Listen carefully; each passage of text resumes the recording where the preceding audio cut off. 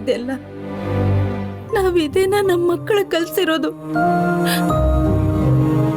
ಪ್ರೀತಿಯಿಂದ ಒಂದೇ ತಟ್ಟೆಲಿ ತುತ್ತು ತಿಂತ ಇದ್ದವರು ಬೆಳೆದು ದೊಡ್ಡವರಾದ್ಮೇಲೆ ಎರಡು ಬಗೆಯ ಬುದ್ಧಿ ಯಾಕಾದ್ರೂ ಬಂತು? ಇವ್ರು ನಮ್ಮ ಮಕ್ಳೇನಾ?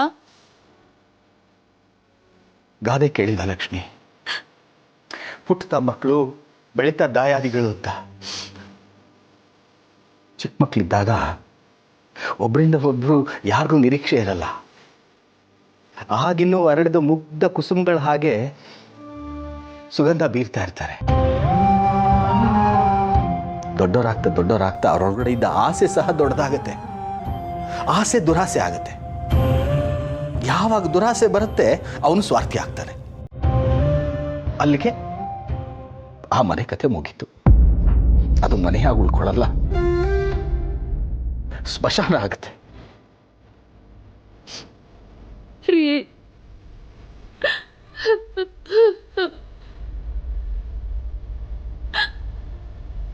ಸಮಾಧಾನ ಮಾಡ್ಕೊ ಲಕ್ಷ್ಮಿ, ಸಮಾಧಾನ ಮಾಡ್ಕೊ.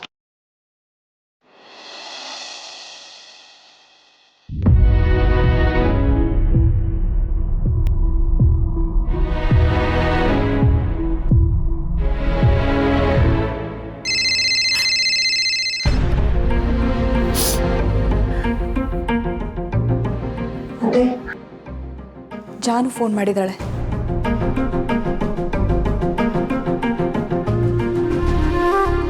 ಹಲೋ ಜಾನು. ಹಲೋ ಅತ್ತಿಗೆ, ಏನು ಮಾಡ್ತಿದ್ರಿ? ಏನಿಲ್ಲ ಜಾನು, ಹೀಗೆ ಮನೆ ಕೆಲಸ. ಹೇಗಿದೆಯಾ? ನಾನು ಚೆನ್ನಾಗಿದ್ದೀನಿ. ಅಮ್ಮ ಎಲ್ಲಿ? ಇಲ್ಲೇ ಇದ್ದಾರೆ. ಹೌದಾ, ಸರಿ ಸರಿ ಸರಿ. ಲೌಡ್ ಸ್ಪೀಕರ್ ಹಾಕ್ಬಿಟ್ಟು ಅಮ್ಮಂಗೆ ಫೋನ್ ಕೊಡಿ. ಇರು ಜಾನು.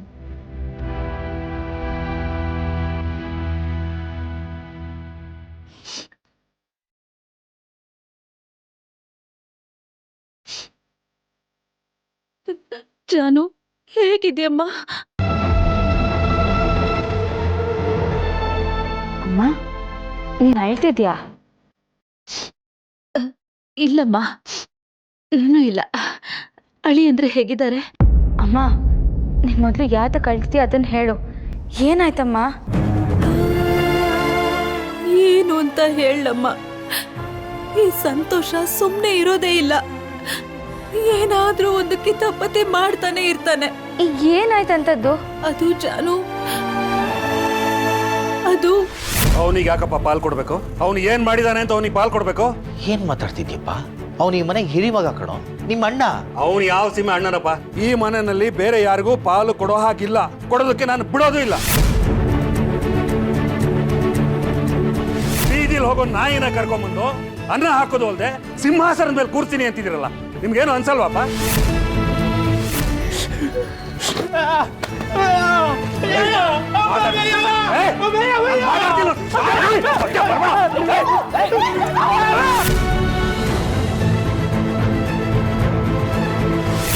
ಏನಾಗಿದ್ಯೋ ನಿನಗೆ ಇವತ್ತು? ಅವನ ಮೇಲೆ ಕೈ ಮಾಡಕ್ ನಿನಗೆ ಹೇಗೋ ಮನಸ್ಸು ಬರುತ್ತೆ? ನನ್ನ ಕೈಲಿ ಆಗಲ್ಲಪ್ಪ. ಅವನು ಈ ಮನೆಯಿಂದ ಆಚೆ ಹೋಗ್ತಿರ್ಬೇಕು. ಕಳ್ಸಿ ಅವನ. ಎಷ್ಟ್ ಹೇಳಿದ್ರು ಕೇಳಲಿಲ್ಲ. ಮನೆ ಬಿಟ್ಟು ಆಚೆ ಕಳಿಸೇ ಬಿಟ್ಟ ಅಮ್ಮ. ನಾವು ಇಲ್ಲಿ ಇರಬೇಕು ಅಂದ್ರೆ ಅವನನ್ನ ಈ ಮನೆಯಿಂದ ಆಚೆ ಕಳಿಸಿ. ಇಲ್ಲ ಅಂದ್ರೆ ನಾನು ನಿಮ್ ಪಾಲಿಗೆ ಸಟ್ಟೆ ಅಂತ ಅನ್ಕೊಳ್ಳಿ.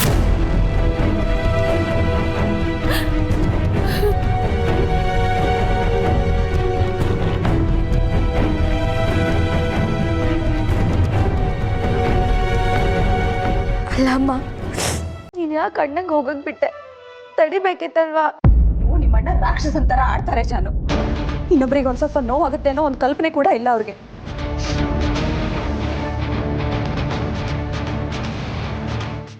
ಅಲ್ಲಿಗೆ ಫೋನ್ ಮಾಡಬೇಡಿ ಅಂತ ಎಷ್ಟು ಹೇಳಿದ್ರು ಕೇಳಲ್ಲ. ಯಾವಾಗ ಫೋನ್ ಮಾಡಿದ್ರು ಏನೋ ಒಂದು ಇದ್ದೇ ಇರುತ್ತೆ ಅಲ್ಲಿ. ನನ್ನ ಚಿನ್ನಮರಿ ನೊಂದ್ಕೋತಾರೆ.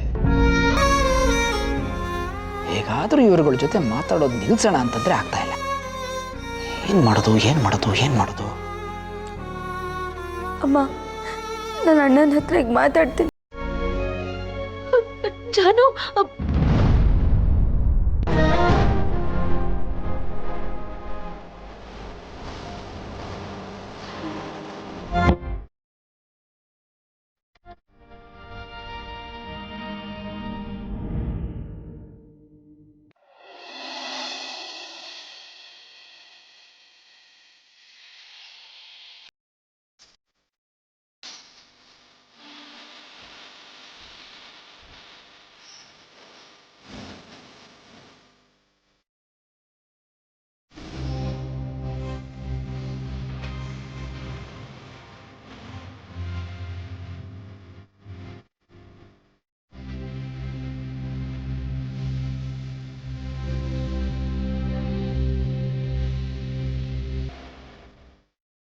ಇದೆಯಾ?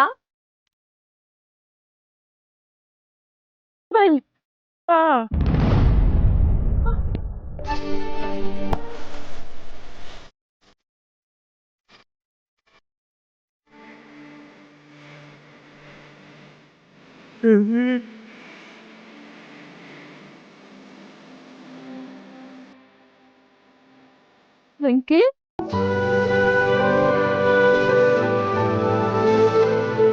ಅಲ್ಬೇಡ, ನೀನ್ ಹತ್ರ ನಂಗೆ ನೋಡಕ್ಕಾಗಕ್ಕಿಲ್ಲ.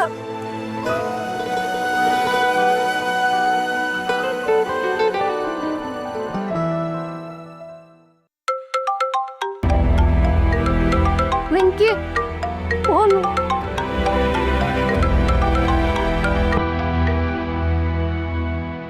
ಓ, ಜಾನು ಅಕ್ಕ, ಮಾತಾಡು.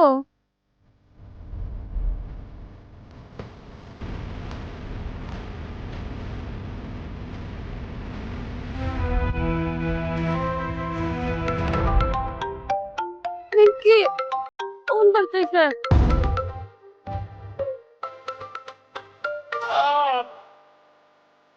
ವೆಂಕಿ, ಒಂದ್ ಕಿತ್ತ ಮಾತಾಡ್ಬಿಡು, ಇಲ್ಲಾಂದ್ರೆ ಪದೇ ಪದೇ ಫೋನ್ ಮಾಡ್ತಾನೆ ಇರ್ತಾರೆ.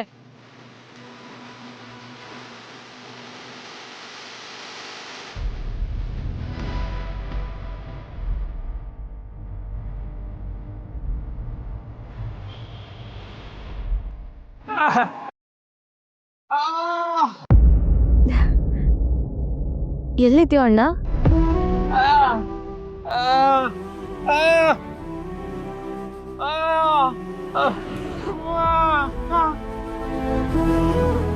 ಸುಮ್ಮನೆ ಇರು, ನಂಗೆಲ್ಲ ಗೊತ್ತಾಯ್ತು. ಅಮ್ಮಂಗೆ ಫೋನ್ ಮಾಡಿದ್ದೆ, ಎಲ್ಲ ವಿಷಯ ಹೇಳಿದ್ರು. ಅವರು ಮನೆಯಿಂದ ಹೋಗು ಅಂದ ತಕ್ಷಣ ನೀನ್ ಯಾಕೆ ಹೋದೆ? ಆ ಮನೇಲಿ ಇರೋದಕ್ಕೆ ನಿನಗೆಲ್ಲ ಹಕ್ಕು ಇದೆ.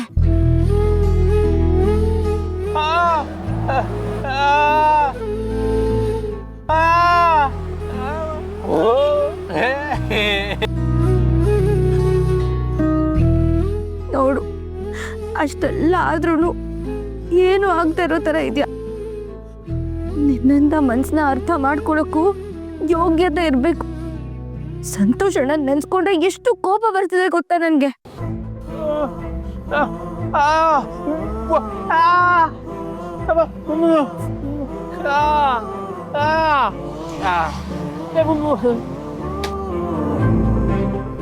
ಜಾನು ಅವ್ರೆ, ನೀವು ನಮ್ಮ ಬಗ್ಗೆ ಏನು ಯೋಚನೆ ಮಾಡ್ಬೇಡಿ, ಆರಾಮಾಗಿರಿ. ನೀವ್ ಒಳದ್ನ ನೋಡಿದ್ರೆ ಇವ್ರು ಅಳ್ತಾರೆ.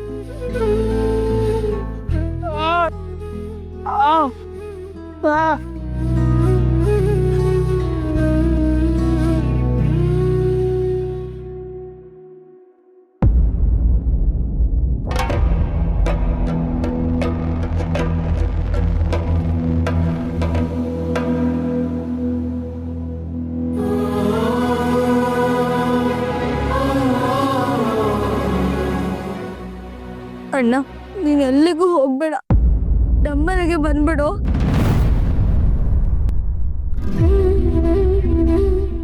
ಅಯ್ಯೋ ಅಕ್ಕ, ಬೇಡ, ನಾವು ನಮ್ಮ ಅವನ್ ಮನೆಗೆ ಹೋಗ್ತೀವಿ, ಅಲ್ಲಿ ಸ್ವಲ್ಪ ದಿನ ಇರ್ತೀವಿ. ನಿಮ್ಮ ಹತ್ರ ಬಂದು ನಿಮಗ್ ತೊಂದ್ರೆ ಕೊಡಕ್ ನಮ್ಗೆ ಇಷ್ಟ ಇಲ್ಲ. ನೀವ್ ಬಂದ್ರೆ ನನಗೆ ಯಾವ ತೊಂದ್ರೆನೂ ಇಲ್ಲ. ಅದರಲ್ಲೂ ವೆಂಕಿ ಅಣ್ಣ ಬರ್ತಿದ್ದಾನೆ ಅಂದ್ರೆ ನನ್ಗೆ ಇನ್ನೂ ಖುಷಿನೇ. ಅದಕ್ಕೆ ನೀವೇ ಅವನಿಗೆ ಒಂದ್ಸತಿ ಹೇಳಿ, ಅಣ್ಣ ಪ್ಲೀಸ್ ಬನ್ನಿ. ನೋಡು, ನೀನ್ ಮನೆಗೆ ಬಂದ್ರೆ ನಿನಗೆ ಒಳ್ಳೆ ಸುದ್ದಿ ಕೊಡ್ತೀನಿ. ಅದು ಫೋನಲ್ಲೆಲ್ಲ ಹೇಳಕ್ಕಾಗಲ್ಲ, ನೀನ್ ಇಲ್ಲಿ ಬಂದ್ರೆ ಮಾತ್ರ ಹೇಳೋದು.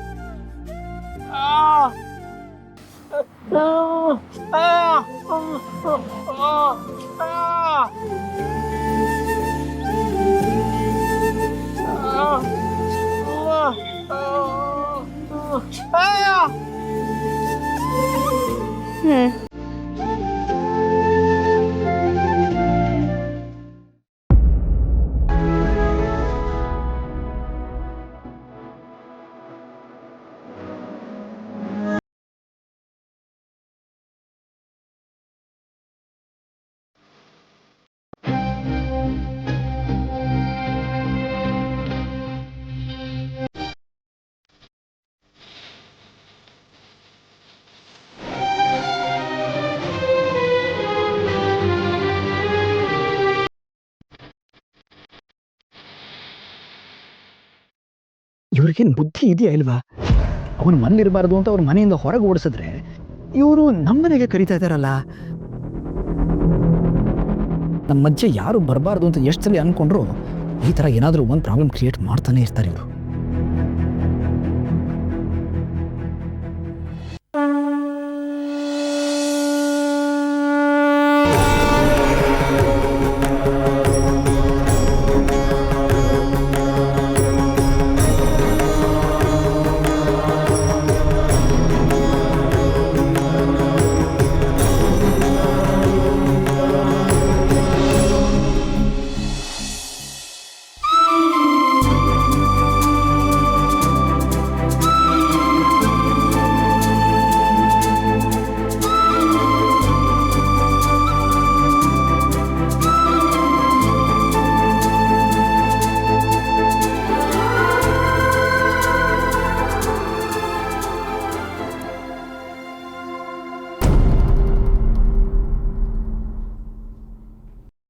ದೇವ್ರೆ, ಅಪ್ಪ ಗೆದ್ದಿರೋದಕ್ಕೆ ಖುಷಿ ಅದೇ, ಆದರೆ ಆ ಗೆಲುವಿನ ಸಂಭ್ರಮನ ಅನುಭವಿಸೋಕೆ ಆಯ್ತಿಲ್ಲ.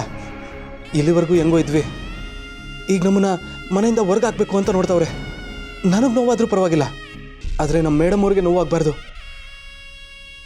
ನಾನು ಮಾಡಿರೋ ತಪ್ಪಿಗೆ ಅವ್ರನ್ನ ಖುಷಿಯಿಂದ ನೋಡ್ಕೊಳ್ಳೋದು ನನ್ನ ಜವಾಬ್ದಾರಿ. ಈಗ ಮನೆಯಿಂದ ಹೊರಗೆ ಹೋಗೋದನ್ನ ಹೆಂಗಾದರೂ ಮಾಡಿ ತಪ್ಪಿಸು, ನನಗೊಂದು ದಾರಿ ತೋರ್ಸಪ್ಪ ದೇವ್ರೆ.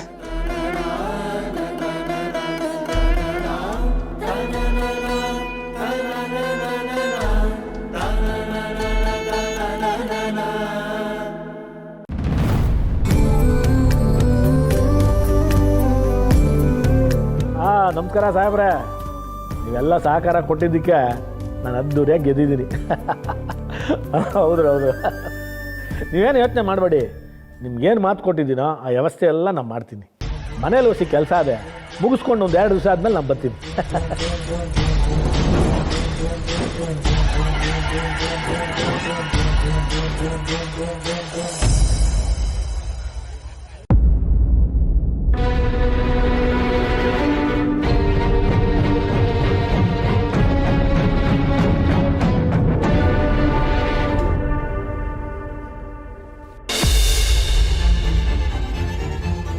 ಅತ್ತೆ, ಯಾಕತ್ತೆ ಇಷ್ಟೊಂದು ಕೋಪ ಮಾಡ್ಕೊಂಡಿದ್ದೀರಾ?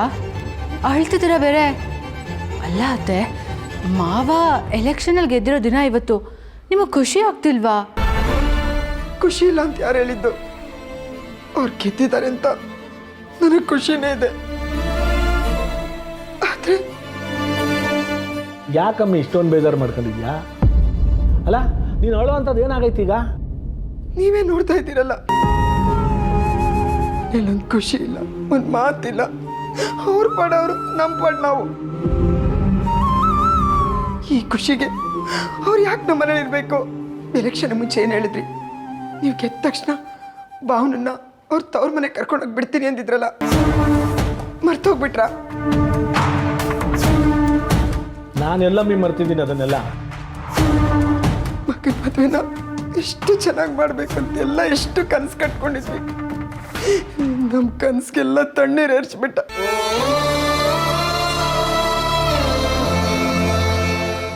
ಎಲ್ಲರ ಮುಂದೆ ನಮ್ಮ ಮರ್ಯಾದೆ ಹೋಗೋಂಗೆ ಮಾಡ್ಬಿಟ್ಟ. ಹೆತ್ತ ಕರಳಿ ನೋವು ಅವನಿಗೇನು ಅರ್ಥ ಆಗ್ಬೇಕು? ನಿಜ ಹೇಳ್ಬೇಕಂದ್ರೆ ಅವರಿಬ್ಬರು ಮುಖ ನೋಡಕ್ ನನ್ಗಿಷ್ಟನೇ ಆಗಲ್ಲ ರೀ. ಹೌದು ಮಾವ, ಅತ್ತೆ ಹೇಳ್ತಾ ಇರೋದು ಕರೆಕ್ಟಾಗೇ ಇದೆ. ಅಲ್ಲ ಮಾವ, ಆ ಕುಟುಂಬದವರು ನಮ್ಮ ಕುಟುಂಬಕ್ಕೆ ಎಷ್ಟೆಲ್ಲ ಅವಮಾನ ಮಾಡಿದ್ದಾರೆ ಹೇಳಿ, ಎಷ್ಟು ನೋವು ತಿನ್ನೋ ಹಾಗೆ ಮಾಡಿದ್ದಾರೆ. ಇನ್ನು ಈ ಭಾವನಾ ಅಂತೂ ನಮ್ಮ ಕುಟುಂಬದವ್ರು ಯಾರೂ ತಲೆ ಎತ್ಕೊಂಡು ತಿರ್ಗಾಡ್ಲೇಬಾರ್ದು, ಆ ಸ್ಥಿತಿಗೆ ತಂದಿಟ್ಬಿಟ್ಟಿದ್ದಾಳೆ.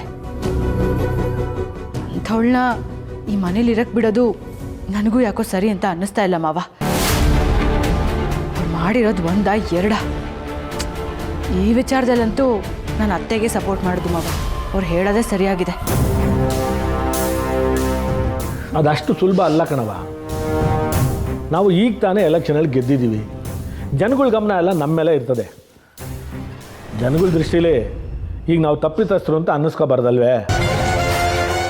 ಇಷ್ಟು ದಿನ ಅವ್ರು ಮಾಡಿರೋದೇ ಸಾಕು, ಇನ್ನೂ ಏನು ಮಾಡೋದು ಬೇಡ ರೀ. ಅದಕ್ಕೆ ಯಾಕಮ್ಮಿ ಇಷ್ಟೊಂದು ಬೇಜಾರು ಮಾಡ್ಕೊತಾ ಇದೆಯಾ? ನೋಡು, ನಾವು ರಾಜಕೀಯದವರು, ನಾವೇನೇ ಮಾಡಿದ್ರು ಜನಗಳ ದೃಷ್ಟಿಲಿ ಅದು ಸರಿ ಅಂತ ಅನ್ನಿಸ್ಕೋಬೇಕು. ಈಗ ತಾನೇ ರಿಸಲ್ಟ್ ಮುಗಿದಿದೆ, ನಾವು ಎಲೆಕ್ಷನಲ್ಲಿ ಗೆದ್ದಿದ್ದೀವಿ. ನೀನೇ ನೋಡ್ತಾ ಇದೆಯಾ, ಜನಗಳು ಮನೆ ತಕ್ಕ ಬಂದು ನನಗೆ ಸನ್ಮಾನ ಮಾಡಿದೆ, ಅವನಿಗೆ ಸನ್ಮಾನ ಸತ್ಕಾರ ಎಲ್ಲ ಮಾಡಿ ಹೋಯ್ತಾವ್ರೆ. ಅಕಸ್ಮಾತ್ ಆ ಜನಗಳೇನಾದರೂ ಮನೆ ತಕ್ಕ ಬಂದು ಅವನಿಗೆ ಸನ್ಮಾನ ಮಾಡದೆ ಹೋಗಿದ್ದಿದ್ರೆ ನಾವು ಕೊಡೋ ಕಾಟಕ್ಕೆ ಅವನಾಗವನೇ ಮನೆ ಬಿಟ್ಟು ಆಚೆ ಹೋಗಿರೋನು. ಈಗಲೂ ಏನು ಕಾಲ ಮಿಂಚಿಲ್ಲ. ನೀನು ಏನು ತುಂಬ ಬೇಜಾರು ಮಾಡ್ಕೊಳಕ್ಕೆ ಹೋಗ್ಬೇಡ. ನಾನು ಒಳ್ಳೆ ಸಮಯಕ್ಕೋಸ್ಕರ ಕಾಯ್ತಾ ಇವನಿ. ನಾನೇನು ಸುಮ್ಕೆ ಕೂತಿಲ್ಲ. ಬರಲಿ ಅವನು ಬಡ್ಡಿ ಆಯ್ದ ಮನೆಗೆ, ಮಾತಾಡ್ತೀನಿ ಇದ್ರ ಬಗ್ಗೆ. ಅದು ಏನು ಮಾಡ್ತೀರೋ ಏನೋ, ಬೇಗ ಮಾಡಿ. ನೀನೇನು ತಲೆ ಕೆಡ್ಸ್ಕೊಳಕ್ಕೆ ಹೋಗ್ಬೇಡ, ಸುಮ್ಕೆ ಕುಯ್ದಮ್ಮಿ ನೀನು. ಅಷ್ಟು ಬುದ್ಧಿ ಹೇಳವ ನಿಮ್ಮ ಅತ್ತೆಗೆ.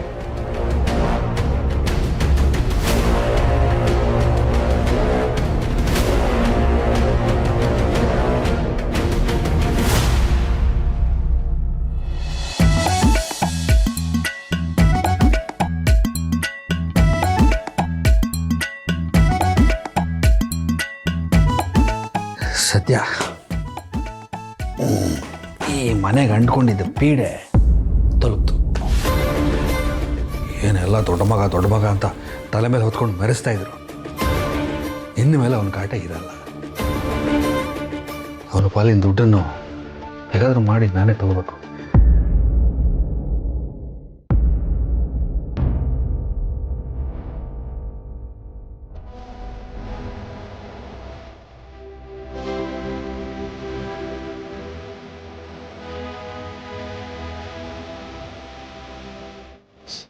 ರೀ, ಬೆಂಕಿ ಈ ಮನೆಗೆ ಅದೃಷ್ಟದ ಮಗ ಅಂತ ಹೇಳ್ತಿದ್ರಲ್ಲ, ಆ ಅದೃಷ್ಟನೇ ಮನೆಯಿಂದ ಹೊರಗೆ ಹಾಕಿದ್ರಲ್ಲ, ಇದನ್ನ ಹೇಗ್ರಿ ಸಹಿಸ್ಕೊಳ್ಳೋದು?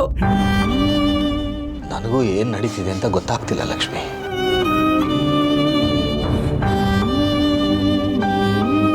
ಇಂಥದ್ದೆಲ್ಲ ನಮ್ಮನೇಲಿ ನಡೀತಿದೆ ಅಂತ ನನಗೆ ಕಲ್ಪಿಸ್ಕೊಳ್ಳೋಕ್ಕೂ ಕಷ್ಟ ಆಗ್ತಾ ಇದೆ. ಆದರೆ ಒಂದಂತೂ ಸತ್ಯ ಲಕ್ಷ್ಮಿ, ಬೆಂಕಿ ಈ ಮನೆಗೆ ಅದೃಷ್ಟದ ಮಗನೇ. ಅವನ್ನ ಹೆತ್ತಿಲ್ದೆ ಇರ್ಬೋದು, ಆದ್ರೆ ಈ ಕೈಗಳಿಂದ ತುತ್ತಿನ್ಸಿದ್ದೀನಿ, ಲಾಲಿ ಆಡಿದ್ದೀನಿ. ನಾನ್ ಧೈರ್ಯ ಕಳ್ಕೊಂಡಾಗ ಅವನ ನಗುನಿಂದ ನನಗೆ ಧೈರ್ಯ ತುಂಬ್ತಿದ್ದ. ನಮ್ ಸೇವೆ ಮಾಡಕ್ಕೆ ಅಂತಾನೆ ಈ ಮನೇಲಿದ್ದ ಅವನು. ಇದನ್ನೆಲ್ಲ ನೆನೆಸ್ಕೊಂಡ್ರೆ ನನಗೆ ತುಂಬಾ ದುಃಖ ಆಗ್ತಿದೆ ರೀ. ನಿನ್ನಷ್ಟೇ ದುಃಖ ನನಗೂ ಆಗಿದೆ ಲಕ್ಷ್ಮಿ. ಆದರೆ ಹೆಣ್ಣಿನ ಕಣ್ಣೀರಿಗೆ ಬೆಲೆ ಇರೋಷ್ಟು ಗಂಡಿನ ಕಣ್ಣೀರಿಗೆ ಬೆಲೆ ಇಲ್ಲ ನೋಡು. ಇಷ್ಟು ವರ್ಷ ಒಟ್ಟಿಗೆ ಇದ್ದದ್ದನ್ನು ನೋಡಿ ಈಗ ನನಗೆ ತಡ್ಕೊಳಕ್ಕಾಗ್ತಿಲ್ಲ. ಒಟ್ಟಿಗೆ ಆಟ ಆಡಿದ್ರು, ಒಟ್ಟಿಗೆ ಊಟ ಮಾಡಿದ್ರು, ಒಟ್ಟಿಗೆ ಬೆಳೆದ್ರು. ಹೀಗೆ ಸಂಭ್ರಮಿಸ್ತಾ ಇದ್ದದನ್ನು ನೋಡಿ ನನ್ನ ಮಕ್ಕಳು ದೊಡ್ಡವರಾದರೂ ಹೀಗೆ ಇರ್ತಾರೆ ಅಂತ ಅಂದ್ಕೊಂಡಿದ್ದೆ. ಆದರೆ ಆ ಪ್ರೀತಿ ಅನ್ನೋ ಜಾಗದಲ್ಲಿ ಅಸೂಯೆ ಬಂತು, ಅಲ್ಲಿಗೆ ಸಂಬಂಧಗಳು ಕಡಿದೋಯ್ತು.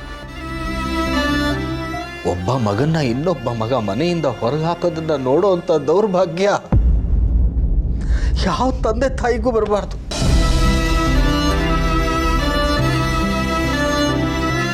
ನೀವೇನು ಮಾತಾಡದೆ ಸುಮ್ಮನೆ ಇದ್ದಾಗ್ಲೇ ನನಗೆಲ್ಲ ಅರ್ಥ ಆಯ್ತು ರೀ. ಆದ್ರೆ ಸಂತು ಯಾಕ್ರಿ ಬೆಂಕಿ ವಿಷಯದಲ್ಲಿ ಇಷ್ಟು ಕಠೋರವಾಗಿ ನಡ್ಕೋತಾ ಇದ್ದಾನೆ? ನನಗೊಂದು ಅರ್ಥ ಆಗ್ತಾ ಇಲ್ಲ. ಇದು ನನಗೂ ಗೊತ್ತಾಗ್ತಾ ಇಲ್ಲ ಲಕ್ಷ್ಮಿ. ತಾನಾಯ್ತು ತನ್ನ ಪಾಡಾಯ್ತು ಅಂತ ಬೆಂಕಿ ಯಾವಾಗ್ಲೂ ಇರ್ತಾನೆ. ಅದಕ್ಕೆ ಆ ದೇವರಿಗೂ ಅವನ ಮೇಲೆ ಕೋಪ ಅನ್ಸತ್ತೆ. ಅವನ ಜೀವನದಲ್ಲಿ ಅದಕ್ಕೆ ಹೀಗೆಲ್ಲ ಮಾಡಿಸ್ತಿದ್ದಾನೆ. ಸಮಾಧಾನ ಮಾಡ್ಕೋ ಲಕ್ಷ್ಮಿ, ಸಮಾಧಾನ ಮಾಡ್ಕೋ.